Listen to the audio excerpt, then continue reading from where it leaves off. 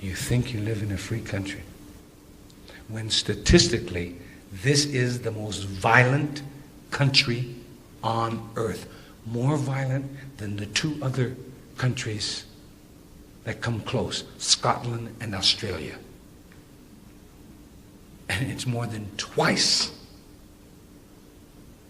more violent than either one of those countries.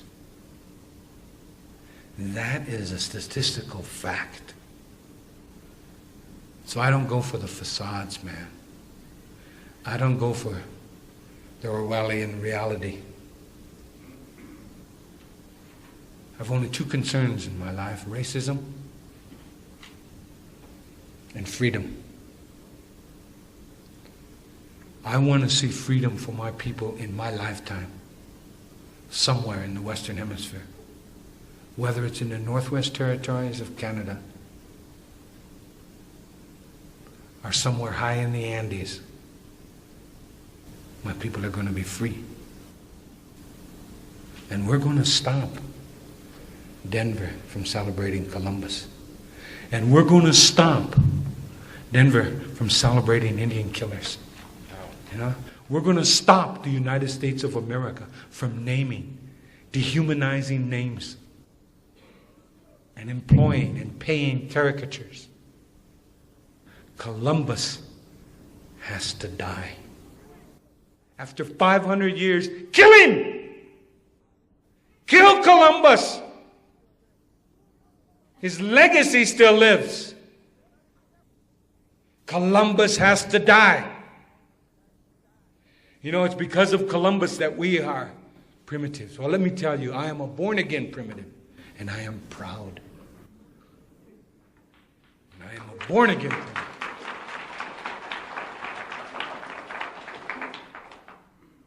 His legacy, that we are not human beings. You know, it wasn't until 1898, less than a century ago, the Pope declared us to be human beings. 1898. And he's coming to Denver. I'm going to be here. And if the Pope, and if you all don't kill Columbus, I'm going to make sure the Pope kills Columbus when he gets here. And if he doesn't, he's going to remember his visit. And the world will remember his visit. Like how the Maoris greeted Queen Elizabeth 2 years ago. The world found out. I think you guys were kept in the dark, but the rest of the world found out how the Maoris felt about the Queen of England and Columbus. Imagine the only color of the human race, the red Indians of the Western Hemisphere, were the only color of the human race not allowed to participate in the international community. That's why Columbus has to die. No one talks about majority rule in the 5 countries where we are majority. Bolivia, Peru, Ecuador, Panama,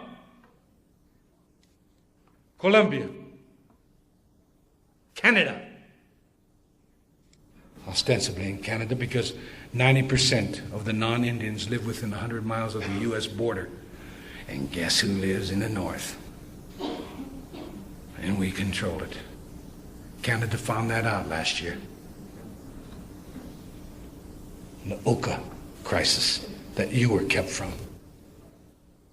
When the Canadian Armed Forces employed more soldiers to surround 50 men, women, and children, Indians, than they sent to Saudi Arabia in the Gulf War. That's how serious the indigenous threat to industrial America is. And the Orwellian reality that you are now a part of. It's unacceptable that the legacy of Columbus keeps my people from sitting at the table of the international family of nations, when all the rest of the sacred colors of the human race are there. Black, brown, yellow, white. We're missing. In 1900, they estimated there were approximately 250,000 Indians left in the continental United States and Alaska. 99.9% of that 250,000 were traditional Indian people. Now, according to the U.S. Census, who defines us by blood quantum, only 2 other countries in the world do that. One is past, Nazi Germany and South Africa. They say there are approximately 2 million Indians left in America, and there are less than 400,000 on the Indian reservation. Of those 400,000, there's less than 30,000 that are traditional Indian people. So the genocide is almost complete. In 92 years, we've went from 250,000 to less than 30,000. It's unacceptable.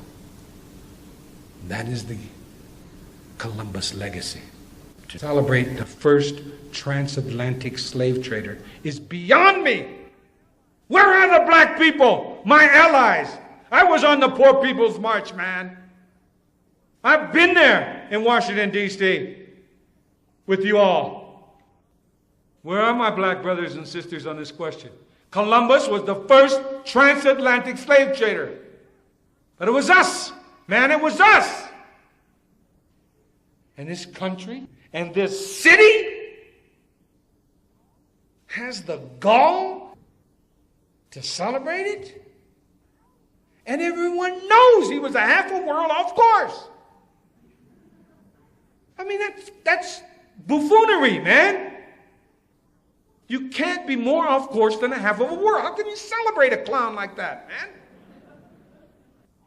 How can anybody be proud that he's a hero of questionable ancestry? Because the Portuguese, who employed him first as a slave trader up and down the West African coast, that alone, I should be marching with thousands of black brothers and sisters on Columbus Day. Where's our allies, man? Where's the Catholics? Huh? Where's the Mormons? Huh? Where's corporate America, whose land they're getting rich off of? Can't they say thank you? And say no more Columbus Day, no more Redskins, no more Braves, no more Indians riding a spotted pony around a football stadium dressed in my ancestral heritage? Stanford and Dartmouth, to name a few, along with University of Oklahoma, got rid of their names and their mascots. After I sued the Cleveland Indians baseball team for their racist, dehumanizing, derogatory symbol Chief Wahoo in 1971. You don't think that's an issue, Andy Rooney? Andy Rooney doesn't think that's the issue. The only time I have ever received hate mail was when I sued the Cleveland Indians baseball team for racism. I didn't even get hate mail from the leftists when I fought against the Sandinistas, man. But I got hate mail from the sports lovers of America. The ones that fill the stadiums, man. Now I know the 4 sacred colors that are primary. All colors are sacred. But in the Lakota way of life, we have 4 primary colors: black, red, yellow, and white. They represent the 4 quarters of the universe, the 4 winds, the 4 points, the 4 seasons, the 4 ages of the world, the 4 ages of the human being. Those colors represent medicine, health, well-being, spirituality. You mix those 4 colors together, black, red, yellow, and white, and you get the color brown, the color of our grandmother, the earth. I have respect. I have respect because I know that I wasn't born in sin. I'm not a born liar. You understand? My children are not born liars, and neither are you. You're not born in sin. I don't care what anybody tells you or what you believe. You're a good human being with feelings. And every damn one of us have feelings, man. And that's what makes us human beings and part of the family. You know? The hawks and the eagles don't integrate, but they have respect. The hawk flies lower in, stirs up the world beneath it, so the eagle can see a little bit better. The black widow spider has respect for Daddy Longlegs, and they get along. The rattlesnake for the garter snake. The birch tree for the evergreen. And you go on and on throughout life and you find out that female-male balance. But you understand that we are no different than they are. And you understand that we're all born with feelings, man. The same feelings. The same pain. The same joy.